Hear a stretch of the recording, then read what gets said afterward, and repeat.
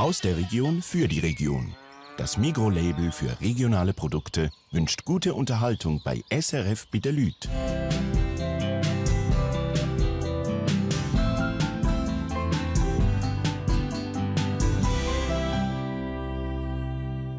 Wenn einem Existenzängste plagen.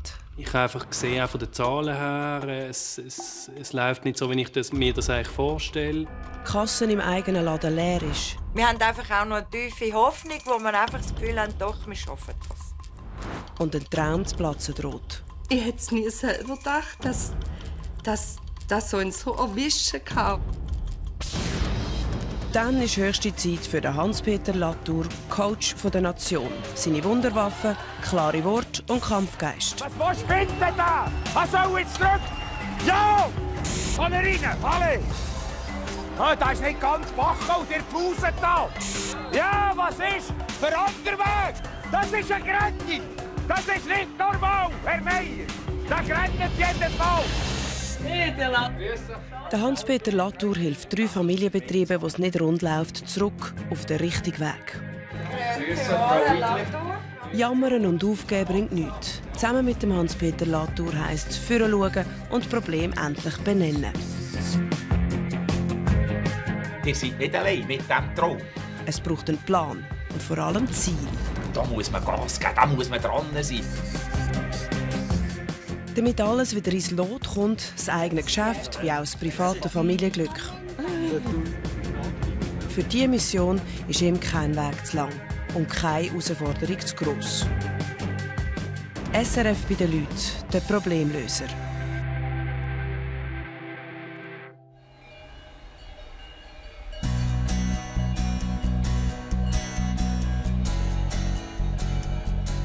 Es ist März dieses Jahr. Der Hans-Peter Latour fährt für SRF bei den Leuten quer durch die Schweiz. Los geht's aber mit einem Heimspiel. Seine erste Aufgabe als Problemlöser liegt im Berner Oberland.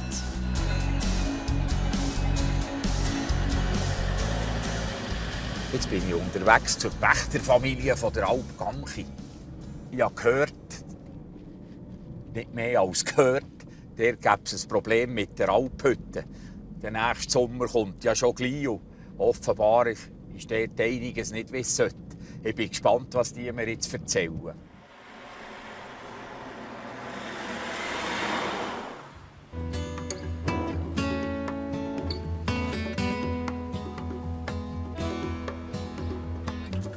Das Falschen im Kandertal.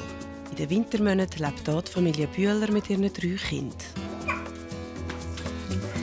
Ja, das ist die ganze Tisch.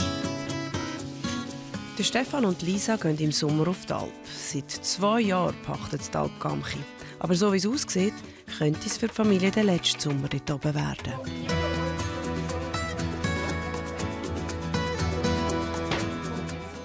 Die Alp selber ist eigentlich schön gelegen, gut grasig, ist in einem Wanderweg.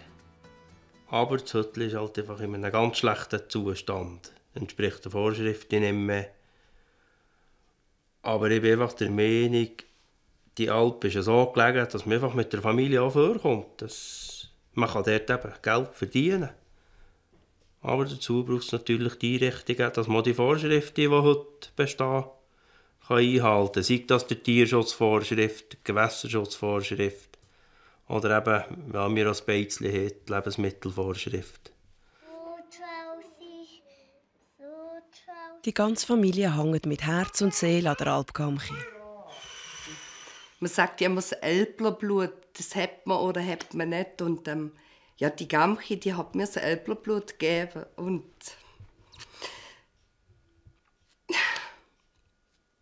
ja, sie gehört zu mir. Ich bin wegen der Gamchi eigentlich gekommen und ja, bin mit dem Stefan auf der Gamchi zusammengekommen. Ja, ich habe so richtig das Herzblut an Gamchi verloren.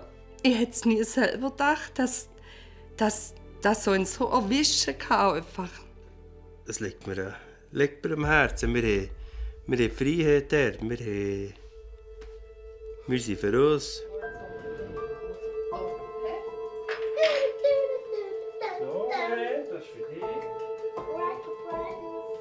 Lisa und der Stefan sind aber nur Pächter von der Alp. Die Gamchi gehört der Alpgenossenschaft. Und nur die sagt, ob es einen Neubau gibt oder nicht.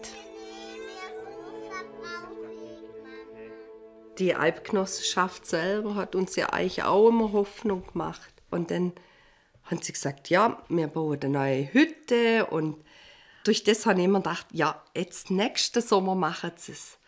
Und dann ist der nächste Sommer gekommen und dann ist halt wieder nichts gegangen. Und dann haben wir halt wieder nachgefragt, ja was, ja, sie machen. Sie haben uns eigentlich immer Hoffnungen gemacht, aber aus dem ist noch nie weitergekommen.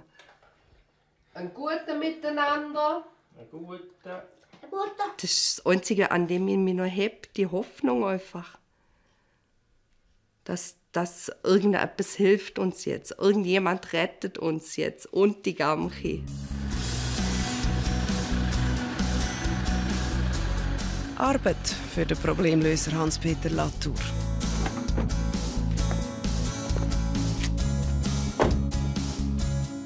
Er will den Bühlers helfen, ihren Traum von einem Neubau der Alp Gamchi zu verwirklichen.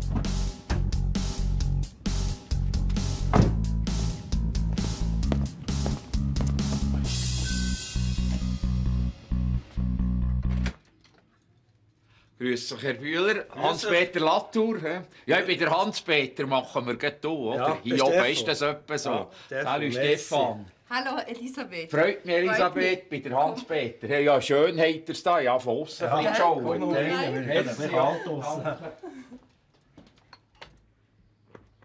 Also jetzt geht es ja um die Alp, wo wir gesagt haben, oder wo ich vernommen habe, die ist sanierungsbedürftig. Und jetzt müssten wir ein bisschen probieren zu zeigen oder zu erklären. Vielleicht habt ihr sogar ein Foto oder so. Ich war noch nie auf diesem Gamchi, oder? Ja, weil zum Beispiel in der Küche, das Bild gehört praktisch hierher. Wir haben gar keine Schäftle, alles ist offen. Und das haben wir auch alles selber gemacht. Und jetzt zum Beispiel hier, ja, das ist Stefan in Action, aber... Ja. Da sieht man zum Beispiel den schlechten Boden hier, dass alles offen ist. Ja. Oder das zum Beispiel der Geisenstand haben wir dann selber gemacht. Es macht schon das Ganze, wie man das sieht, so einen improvisierten Eindruck einfach, ja. Oder auch hier ist ein Foto vom Stall. Aufrecht laufen kann extrem nieder, fällt mir auf. Ja. Oder hier siehst du auch einfach, ja, wie sie eng aneinander standen und auch eigentlich hier unterstanden. Ja, das entspricht nicht mehr den Auflagen, die man heute erfüllen sollte. Das sieht man. Es muss etwas gehen, sonst können wir ja nicht mehr unser Produkt herstellen oder die kleine Gastwirtschaft betreiben. Und wenn wir das nicht mehr haben, dann ist einfach unsere Existenz im Sommer nicht mehr gesichert, dort drinnen, mit der Familie dort drinnen zu sein. Jetzt geht der Tuch halt auf, wie es ist, oder ist schon etwas geplant, dass auf etwas geht, das Nötigste, oder wie sieht es aus? Es geht eben gar nichts. Das große Versprechen, die Hütte wird im Sommer renoviert bzw. neu gebaut, ist immer da. Das Spiel machen wir jetzt schon das 3. Jahr dann mit. Und seit 3 Jahren sagen die uns, wir machen. Sie sind wie blockiert. Sie weisen uns schon ab. Wir kriegen keine Informationen. Das gibt schon ein ungutes Gefühl. Du hast jetzt angesprochen, Informationen, das dünkt mir wichtig. Die haben euer Anliegen vorgebracht, oder? Die wissen genau, was wir machen müssen. Und jetzt wartet doch ihr auf Bescheid, oder? Jetzt kommt einfach die Frage, dass wir das überhaupt so weit kommen. Wissen die überhaupt, was die euch haben? Dass die der Alp hängen, dass sie das Beste wollen für das, nicht zuletzt auch im Interesse der Genossenschaft. Wie ist die Situation? Also ich habe das Gefühl schon, dass... Ja, ich denke so. Dass sie sonst mit uns zufrieden sind, wie wir es machen. Das ist ein Teil von eurem Leben, das wollt ihr nicht mehr hergeben, das ist ein Traum und so. Habt ihr euch noch nie Gedanken gemacht, ja, da könnte man ja mal schauen, ob man nicht eine andere Alp finden würde? Gamchi ist etwas Spezielles, es ist nicht einfach eine Alp im Berner Oberland, sondern das ist ja unsere Alp. Ja, so. Also irgendwie, ja. Das ist jetzt gut, ist das gekommen, oder? Also, ja. Das habe ich jetzt beim Stefan noch ein bisschen zu wenig gespürt, oder? Das ist nicht einfach, natürlich ist die Existenz so, aber es muss ein bisschen mehr sein, oder? Ja. Es muss, für die Gamchi muss man Feuer und Flamme sein, ja. Die Gamchi geben wir um nichts in der Welt, oder? Aber Jetzt müsst ihr noch bewusst sein, dass das einmal so wird. Das reicht nicht, einfach ordentlich die Sache machen, sich Mühe geben. Für das muss man kämpfen. Und da muss man Gas geben, da muss man dran sein, beharrlich sein, alles geben, das müssen die Leute spüren. Und wenn man das spürt, also, dann bin ich auch zuversichtlich, da muss ja etwas zu machen sein. Jetzt müsst ihr eine recht genaue Vorstellung haben, wie ihr es eigentlich haben wollt. Wie das am Schluss aussehen sollte. Die Vorstellung haben wir und das lohnt sich, dass wir uns für das einsetzen. Und dass ich überzogen bin von dem und weil es mich Wunder nimmt, wie die Vorstellung ist, oder, habe ich jetzt einen Auftrag, den ihr zusammen lösen müsst. Für das muss ich schnell etwas holen.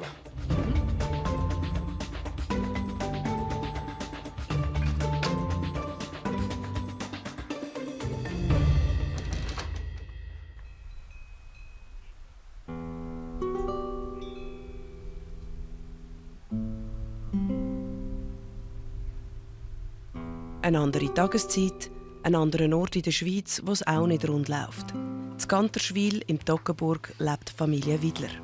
Ich stehe am Morgen um 4 Uhr auf, damit ich den Backofen vorheizen kann, weil wir die Sandwichbrötchen hier daheim vorbereiten, damit sie, bis wir im Laden sind, auch abgekühlt sind. Am Morgen früh aufzustehen wäre grundsätzlich der Tod für mich, weil ich ein Langschläfer bin. Aber da ich es ja jetzt gleich schon ein Jahr mache, ist es einfach eine absolute Gewöhnungssache.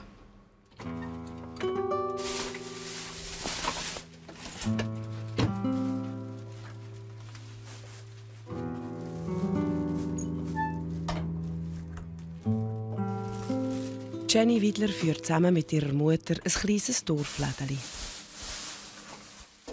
Jenny, meine Tochter, hat den Backofen vorgeheizt, sodass ich nachher die Sandwichbrötchen in den Ofen tun kann, dass wir die nachher schön abgekühlt schon verarbeiten können als Sandwich im Laden.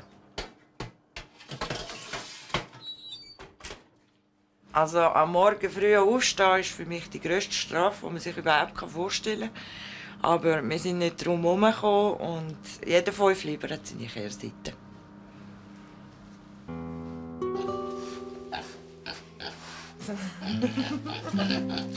Ja, wie ich wohl.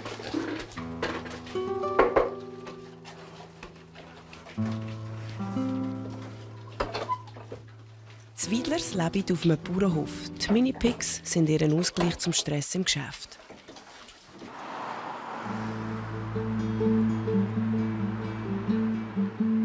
Cornelia und Jenny sind gelernte Verkäuferinnen. Ihr Merkur-Lädeli, es heisst so wegen dem Haus, das drin steht, liegt in Bötschwil, im Dorf nebendran.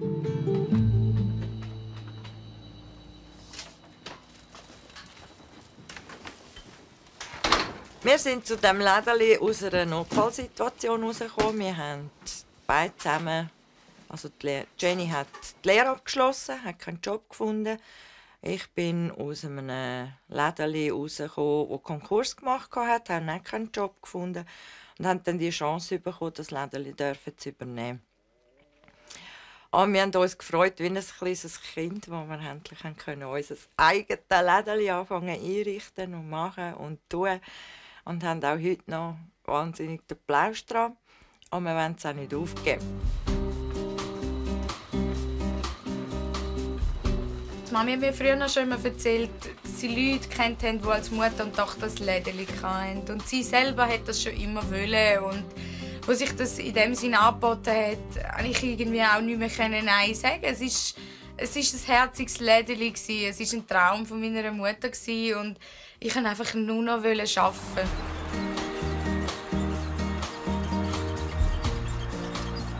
Die Widlers sind am Morgen die Ersten im Ort, die ihren Laden auftun. Die Konkurrenz ist hart. Es ist ein Kampf um jeden Franken und jeden Kunden. Also wir machen das Lädeli am 6 Uhr schon auf, weil es einen Haufen Bützer hat, die ihre 9 Zigaretten, Getränke, Zwischenverpflegung brauchen. Und wir gäbig an der Hauptstrasse liegen. Und aufgrund der Erfahrungen der Vorgänger haben wir gefunden, wir wollen das beibehalten.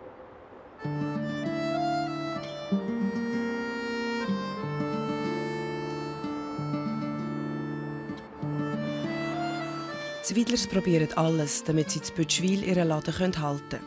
Sie fangen nicht nur früher an als Konkurrenz, sie haben auch am Abend eine Stunde länger offen.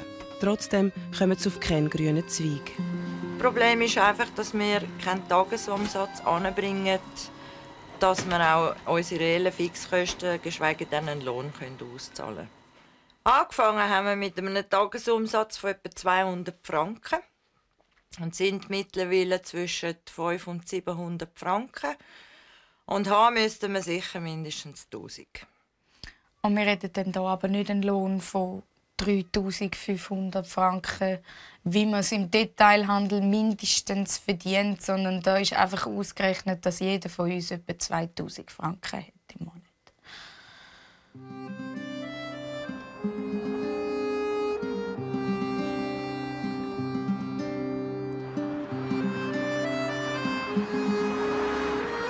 Du, von diesen Grossen haben wir keinen mehr. Ich weiss nicht, was das kostet. Und mit was ich den launchen soll. Aha, ja, sucht er einen aus. Die Widlers haben das Lädeli schon seit dem Januar 2013 und leben schon seit über einem Jahr ohne Lohn. So viele Löcher kannst du gar nicht überall hin. Damit sie trotzdem ihre Ausgaben decken können, gehen beide noch putzen, wenn sie nicht im Laden sind. Gut, also ich komme dich dann wieder holen, meinst du? Ist gut? Ja. Gut, in diesem Fall wünsche ich einen schönen Tag. Danke. Unsere Situation ist im Moment so, dass wir einfach dank dem, dass wir einfach viel zu wenig Umsatz haben, leider auch in Rückzug gekommen sind mit dem Mietzins. Wir haben dort mit dem Vermieter jetzt zum Glück eine kleinere Einigung finden, dass wir ihn ein bisschen vertrösten können, aber es ist natürlich für die Zukunft keine Lösung.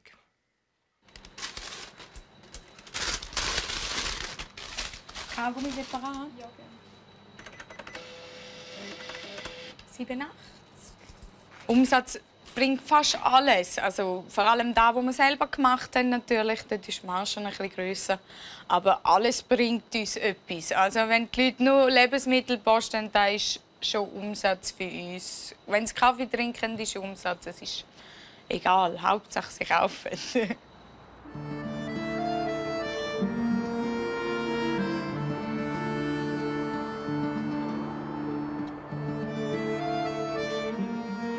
Am Nachmittag ist das Lädeli zu.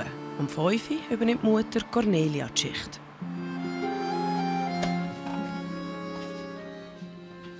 Willst du direkt neben dem Werner sitzen oder willst du einen Stuhl dazwischen?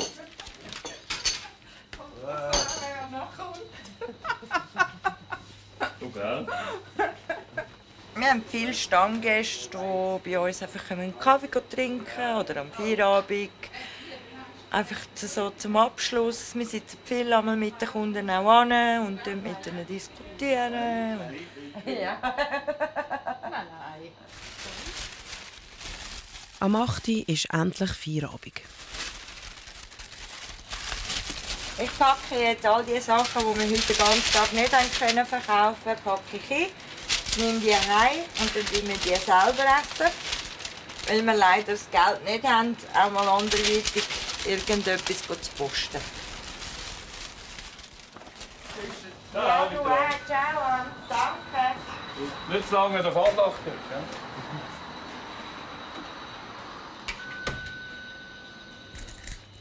Also wie wir das schaffen, den ganzen Tag so viel arbeiten mit Zusatzjöppli und dort noch krampfen und dort noch krampfen, das Abend tot kaputt, müde ins Bett gehen und das Woche für Woche, 6 Tage, das zehrt einmal schon an unserer Substanz.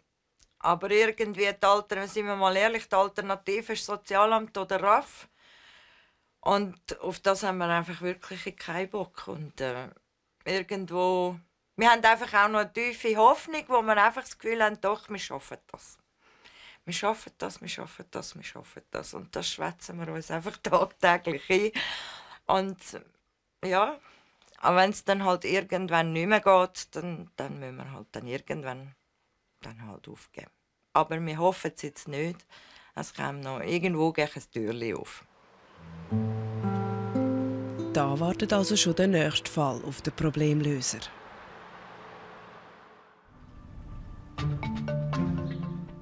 zurück im Berner Oberland bei der Familie Bühler. Der Hans-Peter Latour hat eine Aufgabe parat. So, jetzt habt ihr mir die Fotos gezeigt. Ich kann mir das vorstellen, wie es im Moment ist, das Gamchi dort oben. Aber die klare Vorstellung, die ihr habt, wie das Gamchi aussehen sollte nach der Sanierung, das müsst ihr mir jetzt hier drauf zeichnen. Schön miteinander. Ihr habt eine knappe Stunde habt ihr jetzt Zeit, das zu machen. Ihr könnt vielleicht zuerst einen Entwurf machen. Ich bin gespannt, wie die Vision aussieht. Darf ich das geben? Merci. So. Mach doch du außen und ich weiß schon mehr, wie es innen. Ich kann irgendwas Zweites machen, So wo man es innen will. Aber irgendwie... Die Bühler sind Pächter von der Alp Gamchi im Kiental. Wenn es keinen Neubau von der Alphütte gibt, verlieren sie einen wichtigen Teil von ihrer Existenz. Also die Küche, ich denke hier die Tür auf jeden Fall machen. Hier kommt die Stube, da kommt das Fenster noch mal rein. Der Entscheid für einen Neubau kann nur die Alpgenossenschaft fällen und die Bühlers müssen dort noch ein bisschen Überzeugungsarbeit leisten. Sie können vielleicht ihre Leidenschaftlichkeit können sie auch nicht so überbringen, dass die Leute da eben merken, wow, das ist ja wirklich ihre grosse Vision, ihr Traum, den sie haben. Und dass man das vielleicht ein bisschen beschleunigt, also, dass man ein bisschen Mut machen kann. Wir haben das bis jetzt gar nicht verstanden, diesen Leuten ein bisschen Mut zu machen, dass sie wirklich den Glauben haben, oh, das ist gleich so weit, wie wir es gerne hätten.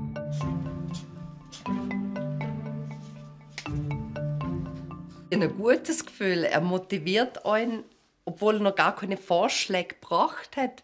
Aber irgendwie hat ich so das Gefühl, das, was er sagt, das hat Hand und Fuß. Auch so seine bestimmende Art, wie er so einfach scheinbar ist.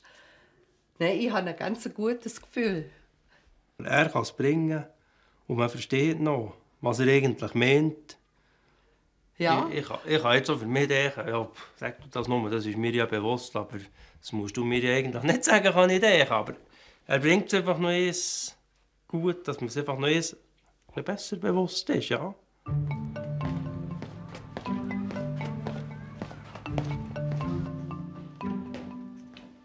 So, aha. Fast fertig. Noch fleissig dran, hat er streng gehabt. Aber auf alle Fälle sieht man etwas. Das ist schon mal positiv. Es wäre nichts Schlimmeres gewesen, wenn ich gekommen wäre. Es wäre ein leeres Blatt da gewesen, immer noch. Sieht gut aus, mir kommt gut nach. Sie hat noch hergeschrieben, Hühnerhaus, Milch. Da hat man, auf den ersten Blick hat man den Eindruck, oder, da kann man leben.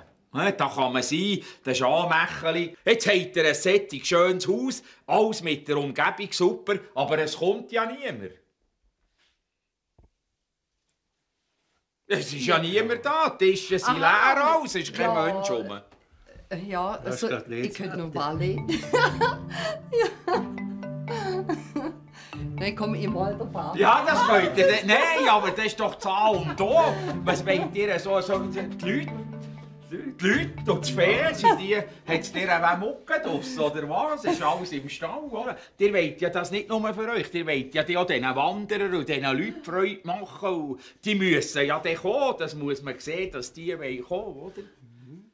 Das muss wachsen vor Augen. So, das wäre unser Betrieb, oder? Da musst du dich sehen, oder? Wie du da gehst, auslassen und dann Milch und Käse und alles zusammen. Aber vor allem auch, dass die Leute näher kommen, oder? Genau. Aber jetzt kommt der nächste Schritt. Für mich eigentlich der entscheidende, dass wir mit diesen verantwortlichen Leuten, denen, die das gehört, die Alp, reden können und denen eure Vorstellung genau eben so zeigen und jetzt um ihre Unterstützung bitten. Da. Und sagen, wie weit seid ihr überhaupt, was sind für Gesuche eingereicht, wo stehen wir, was haben wir für einen Zeitplan, oder? Kann man das ein bisschen forcieren und dann wissen wir dann mehr. Super, merci. Der Hans-Peter Latour ist nicht nur ein Mann der Worte, er ist auch einer der Taten. Jetzt kommt noch der schwierigste Moment, dass das klappt mit dem Telefon.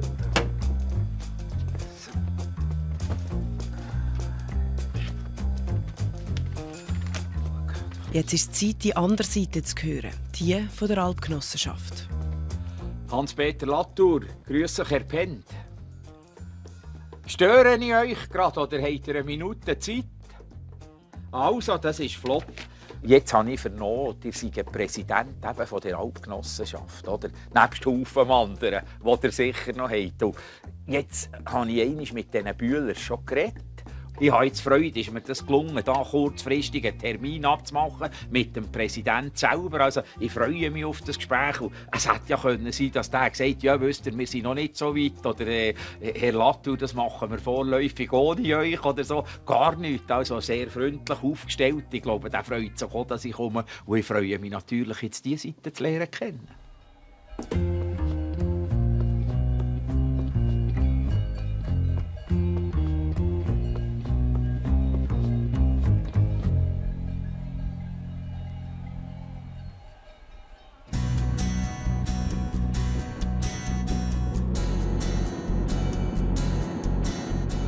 Ein neuer Tag, eine neue Aufgabe für den Problemlöser Hans-Peter Latour. Seine Reise führt in die Ostschweiz, ins Toggenburg.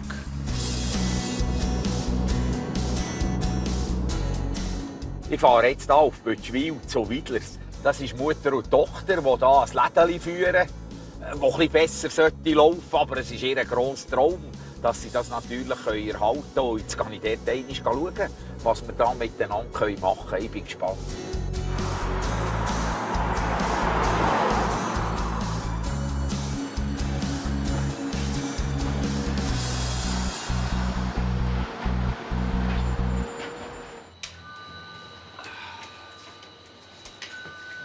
Ja, das ist grösser, als ich gedacht habe.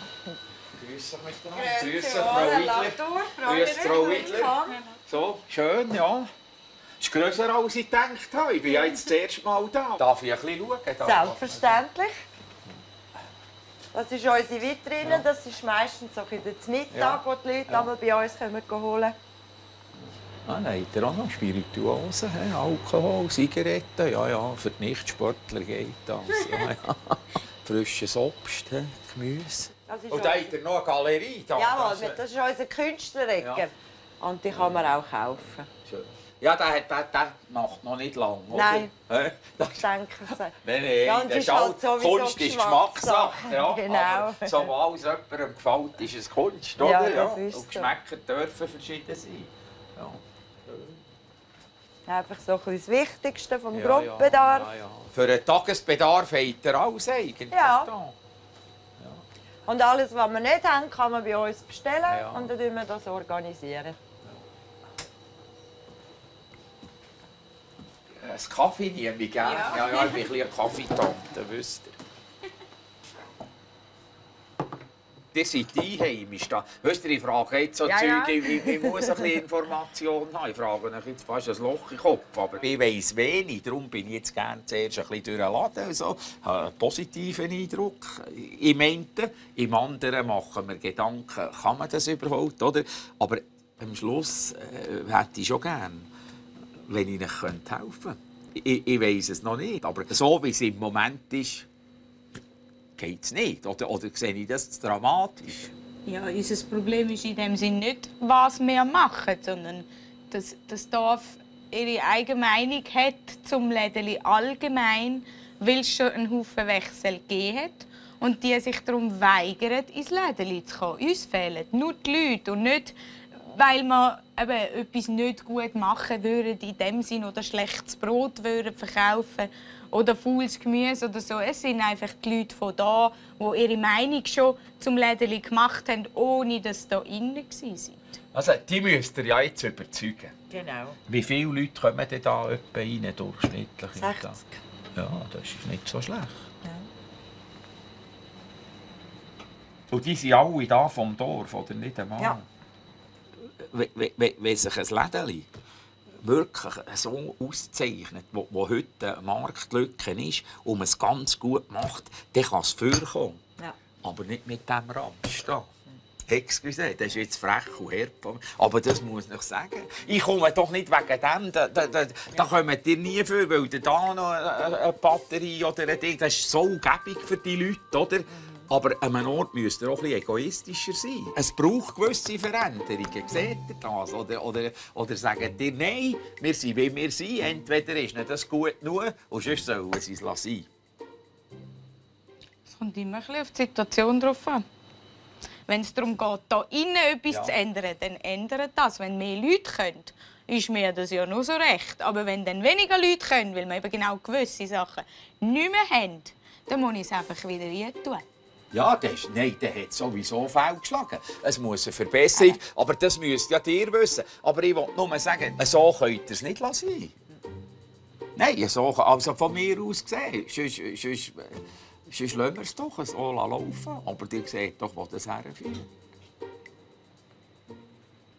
Also, ja. Ich weiss vielleicht nicht einmal genau, wo die Toggenburg ist. Aber die Toggenburg ist irgendwie heimelig, ist irgendwie Schweiz, oder? Ja.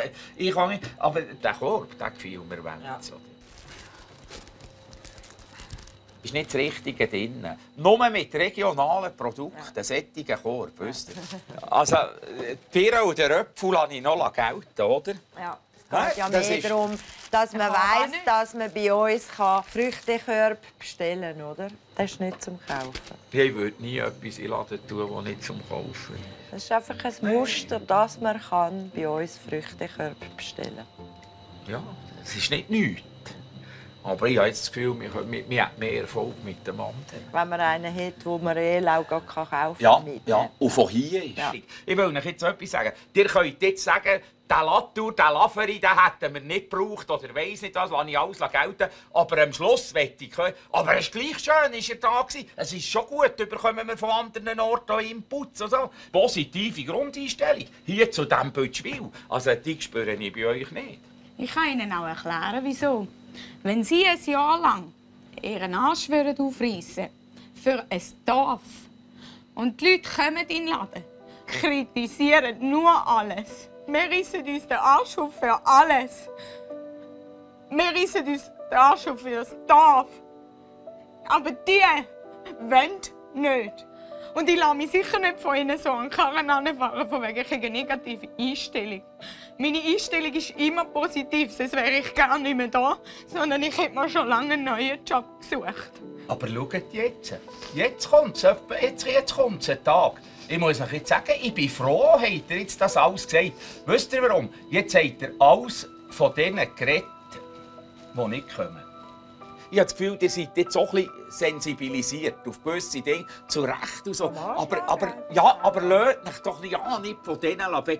Freut euch an denen, die kommen, die gut sind. So. Aber wir müssen schauen, dass es mehr wird, oder? Und das können wir nur durch eine gewisse Veränderung machen. Wisst ihr, müsst ihr auch ein bisschen offen sein und sagen, ja, der Latour weiss jetzt das, oder? Da hat es Leute, die nicht nur gut zu reden über uns. Meint ihr, im Berner Oberland haben alle nur Freude, wenn ich komme?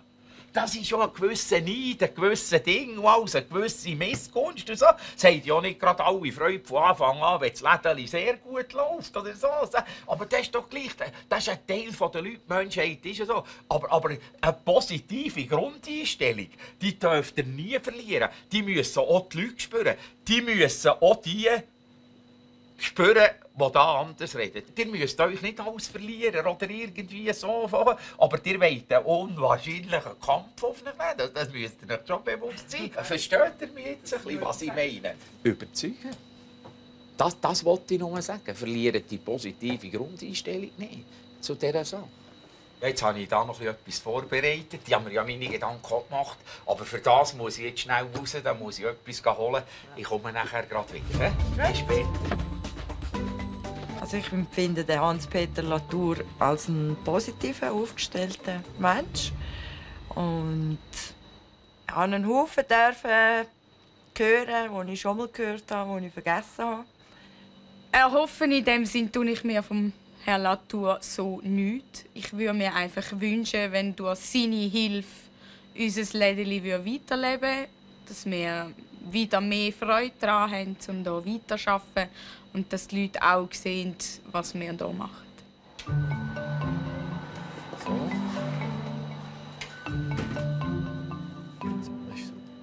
Weniger. So, jetzt habe ich hier ein Blatt Papier installiert. Weil ich habe die Überzeugung, alles, was man einmal erreichen will, das müsste man eigentlich auch zeichnen oder formulieren. Das wäre mein Traum, das müsste mein Laden sein. Viel Vergnügen dabei. Danke.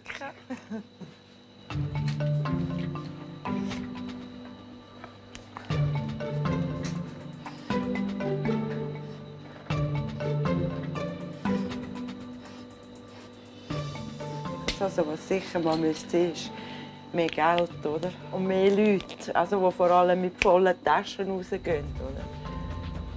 Was hast du mal noch so? Ja, das Einzige, was ich gerne mal hätte, wäre Lohn. Und wie können wir das zusammen machen, das Bild? Ich weiß ja gleich nicht, was malen. Ein Velo wollte ich. Das Velo? Ja. Das ist die Zukunft.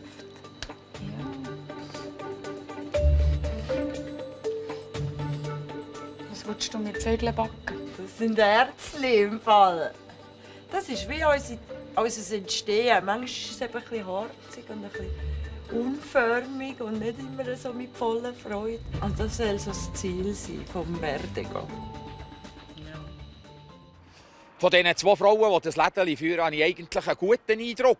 Unterschiedlich natürlich, altersbedingt. Das ist klar, der grosse Traum nach wie vor von der Mutter ist, das Lädeli zu haben. Und die Tochter, ja, die unterstützt es eigentlich mehr dabei, aber die sieht ihre Perspektive schon nicht in diesem Lädeli. Die hat das Gefühl, für den Krampf, den wir hier haben, schaut zu wenig aus.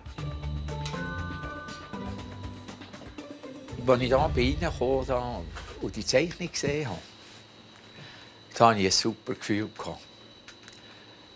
Auch wenn ich jetzt hier reinkomme, der auf nichts mit euch vorher geredet hat, jetzt kommt da irgendjemand rein, schaut die Zeichnung an, was hat er das Gefühl, was denkt er, wenn er die Zeichnung anschaut? Ich will dort drinnen auch posten. Ja, aber ich sehe es noch viel. Ja, das sind glückliche Leute. Ja.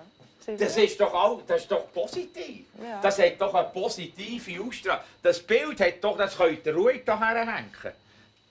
Du jetzt das einmal interpretieren, was ich hier sehe. Über diesem Zeug scheint die Sonne. Das ist eine positive Grundeinstellung, kommt super zum Ausdruck.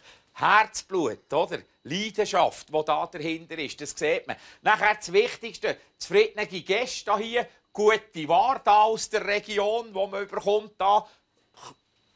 2 Taschen raustragen, oder? Nicht nur eine halb voll, oder? 2 Taschen raustragen. Um das geht es am Schluss, denke mir. Etwas ist ganz wichtig, oder? Hey, super gemacht. Also muss man alles probieren, dass das in Gang kommt. Aber das Ziel ist klar, oder? Das Lädeli ist eure Leidenschaft und ihr glaubt daran, dass das möglich werden kann. Mit diesem Lädeli.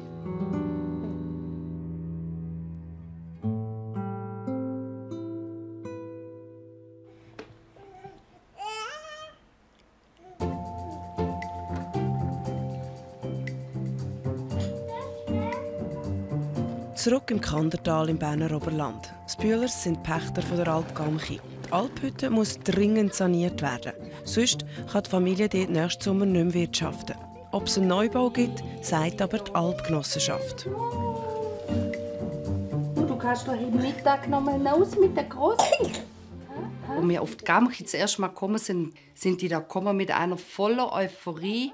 Und dann sind die da dran gestanden, also der Präsident, und hat mir gesagt, Lisi, da kommt die halbe Welt vorbei, wenn wir die Hütte neu machen, im UNESCO-Welterbe. Und dann dachte ich, ja, Botzei, wow, ich freue mich auf den nächsten Sommer, da läuft etwas. Und dann vergangen einfach Monate, nicht nur Wochen, und du hörst nichts. Die Anfangs-Euphorie von einem Neubau ist bei der Alpgenossenschaft schnell verflogen. Seit 2 Jahren warten die Bühlers auf den Entscheid. Eigentlich haben wir immer die gleiche Antwort davon gekriegt, dass wir das jetzt diesen Sommer machen und es läuft etwas. Und dann, wo wir nachher direkt danach gefragt haben, im gleichen Sommer, haben wir gemerkt, es läuft gar nichts, außer dass halt drum geschwätzt wird. Ich habe noch die Informationen gekriegt, ja, alte Mühlen malen nicht schneller, wie sie malen. Und dann habe ich gedacht, ja, das ist schon so, eine alte Mühle, die malt vielleicht auch schon gar nicht mehr. Aber das habe ich einfach für mich gedacht und mich nicht getraut zu sagen.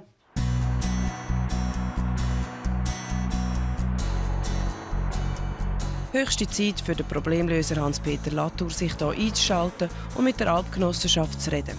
Heute hat er einen Termin zu Reichenbach. Dort trifft er den Vorstand und Präsident der Alpgenossenschaft, den Christian Pend. Grüße. Guten Morgen. Das ist natürlich schön, wenn man gerade vor dem Haus parkieren kann. Ja, willkommen hier in Reichenbach. Ja. Ich muss noch ganz schnell meine Utensilien Gut, kann noch etwas helfen tragen. Ja, merci, ja, die Mappe wie wir da. Alle. Aber schaut, weil ich etwas weiss, wie das hier im Oberland so geht, habe ich gedacht, ich nehme noch den Sturzhelm mit. Oder? Das kann eine harte Auseinandersetzung geben. Nein, so Straub wird es nicht gehen. So schlimm ja. Der Vorstand und der Präsident der Alpgenossenschaft informieren, was sich aus ihrer Sicht bis jetzt da hat auf der Alp Gamchi. Der Bergdruck hat sie ziemlich stark in die Schräge gedrückt. Zusammenkiehen tut sie sicher noch gerade nicht. Aber man kann nicht mehr drin menschenwürdig kühlen und wohnen. Wir müssen etwas Neues machen und wagen. Und darum sind wir jetzt zusammengekommen und wollen das einfach realisieren. Ja, das ist jetzt für mich schon wichtig zu hören, wenn ich das darf sagen, weil das ist identisch mit dem, was wir Bühlers gesagt haben. Schön, wenn sich da der Besitzer und der Pächter eigentlich einig sind.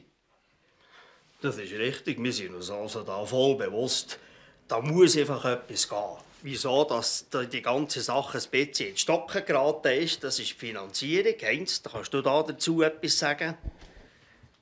Ja, wir sind einfach noch am Warten auf den Bescheid von der Go-Patenschaft für Berggebiet.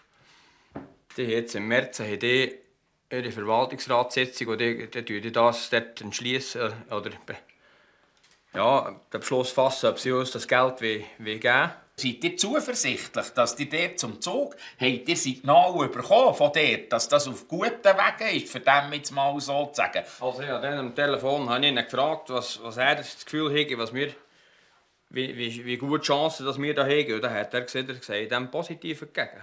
Und dann hat er gesehen, dass sie wirklich super dokumentiert. Und jetzt müssen wir einfach auf den Entscheid warten. Ja. Ja, gut ausgesehen. Ja. Wir wollen alle positiv sein, oder? Aber für mich bedeutet jetzt das nicht allzu viel.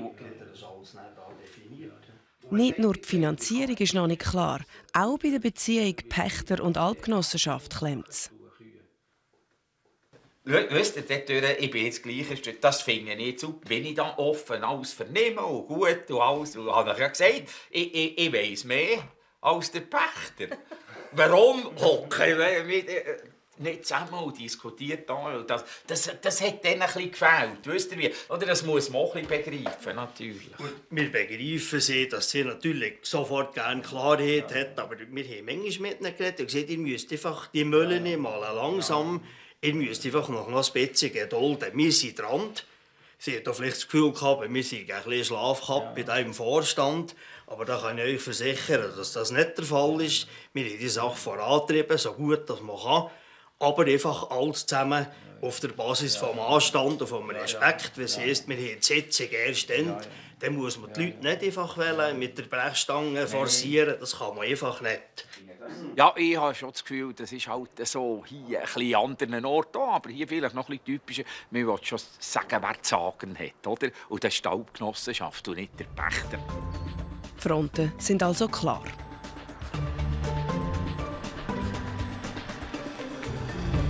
Und nächste Woche beim Problemlöser, der Hans-Peter Latour bringt beide Parteien an den Tisch. Ja, aber für mich ging so ein bisschen Einigkeit gefehlt.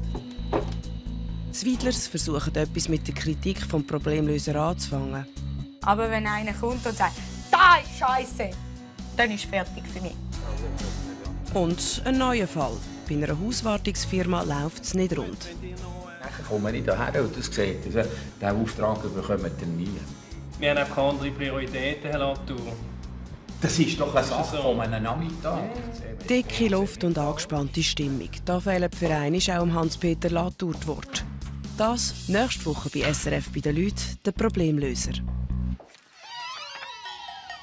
Sie sahen SRF bei den Leuten mit aus der Region für die Region.